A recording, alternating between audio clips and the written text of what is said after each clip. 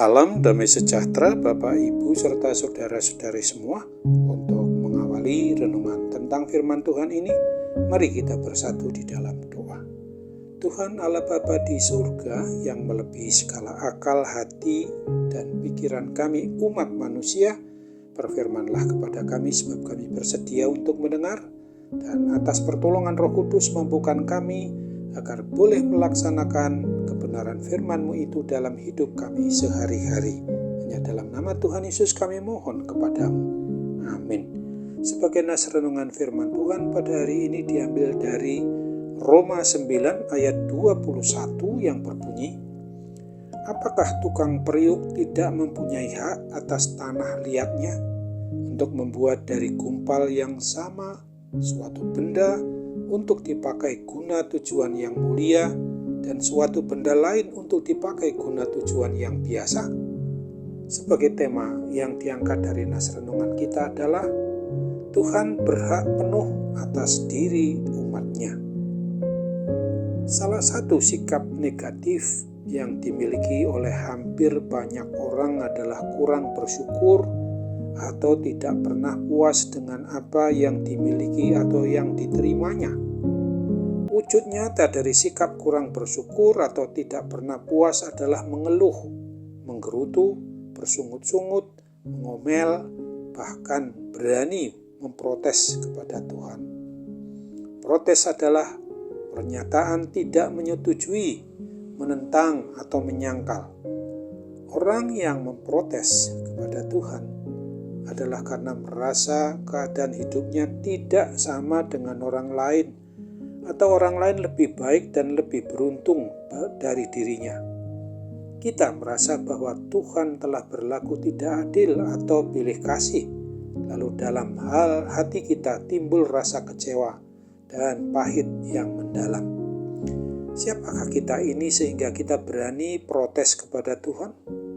Sebagaimana diungkapkan pada surat Roma 9 ayat 20 ini. Siapakah kamu, hai manusia? Maka kamu membantah Allah? Dapatkah yang dibentuk berkata kepada yang membentuknya, mengapakah engkau membentuk aku demikian?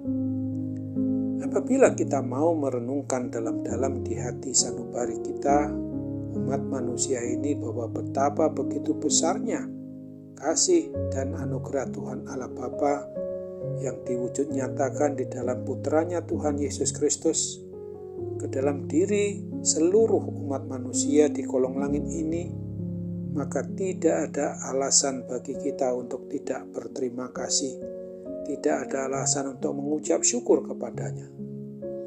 Apa yang telah diberikan atau dikaruniakan oleh Tuhan kepada kita yang bersifat jasmani maupun rohani, dalam keadaan apa saja pada diri kita, seharusnya hati kita harus mau tetap merasakan berlimpah dengan rasa terima kasih dan penuh ucapan syukur, karena Tuhan yang Maha Tahu itu tentang apa saja pun yang terbaik sesuai dengan kehendak Tuhan dan yang layak bagi kehidupan kita umatnya ini. Seandainya kita diberi kelimpahan secara materi, tetapi tubuh jasmani kita selalu sakit-sakitan, besar kemungkinan bahwa kita malah akan mengeluh dan akan protes kepada Tuhan. Uang atau harta benda, kekayaan, pangkat, dan segala kenyamanan yang ada, haruslah kita sadari bahwa semua itu bukan tujuan yang mau kita capai. Karena bukan menjadi jaminan bagi seseorang untuk tidak protes kepada Tuhan pula, malah bisa membuat hatinya makin bisa dan dapat menjauh dari Tuhan. Akan tetapi harta benda, kekayaan, jabatan maupun pangkat itu semua yang dititipkan oleh Tuhan kepada kita umatnya adalah sarana maupun alat yang harus kita pergunakan, yang harus kita pakai sebagai tanda atau simbol untuk mengucapkan syukur terima kasih kita atas anugerah kasih karunia berupa kemerdekaan, kebebasan kita dari kuasa maut, dari kuasa kematian kekal bagi kita umat yang mau percaya, yang mau beriman hanya kepada Tuhan Yesus Kristus. Nas renungan firman Tuhan pada hari ini mau menegaskan kepada kita. Bukankah tukang periuk berhak membentuk tanah liat menurut kehendak hatinya? Entah membuat perabot untuk tujuan yang mulia ataupun perabot untuk tujuan yang biasa.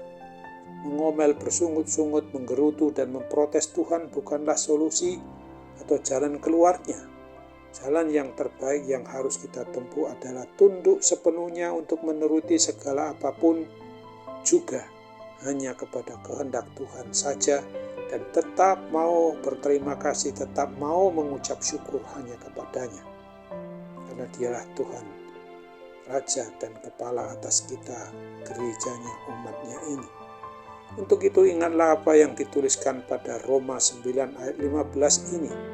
Aku akan menaruh belas kasihan kepada siapa aku mau menaruh belas kasihan, dan aku akan bermurah hati kepada siapa aku mau bermurah hati. Amin. Mari kita kembali bersatu dalam doa. Tuhan Bapa di surga, terima kasih untuk kebenaran firman-Mu yang boleh kami renungkan pada saat ini. Yang harus kami sadari adalah bahwa Tuhan Allah Bapa kami yang telah menyatakan diri di dalam Yesus Kristus dan tetap hadir di hati kami di dalam Roh Kudus adalah Tuhan yang berhak berdaulat penuh atas diri kami umat-Mu ya Bapa, sehingga tidak ada alasan bagi kami untuk memprotes atau mempersalahkan Tuhan ketika kami dalam keadaan yang tidak menguntungkan di dalam hidup ini, termasuk juga karena gangguan sakit penyakit apapun juga yang kami derita. Kami harus tetap berharap kepadamu untuk boleh memulihkan, menyembuhkan kami dari kuasa sakit penyakit apapun yang kami derita, karena sesungguhnya tidak ada kuasa yang bisa bertahan di dalam hidup kami Bapa. Engkaulah Allah yang sungguh baik, yang tidak pernah meninggalkan kami. Untuk itu sambut apalah harapan dan doa kami ketika dalam persoalan kami harus boleh menyerahkan sepenuhnya dalam tangan kasih dalam pertolongan Tuhan, sehingga kami dapat keluar dari segala permasalahan pergumulan hidup yang berat maupun ringan, oleh karena kasih, karena perlindungan, karena pertolongan Roh Kudus bagi kami. Hanya dalam nama Tuhan Yesus kami bermohon kepadamu, jadilah kehendak-Mu. Amin.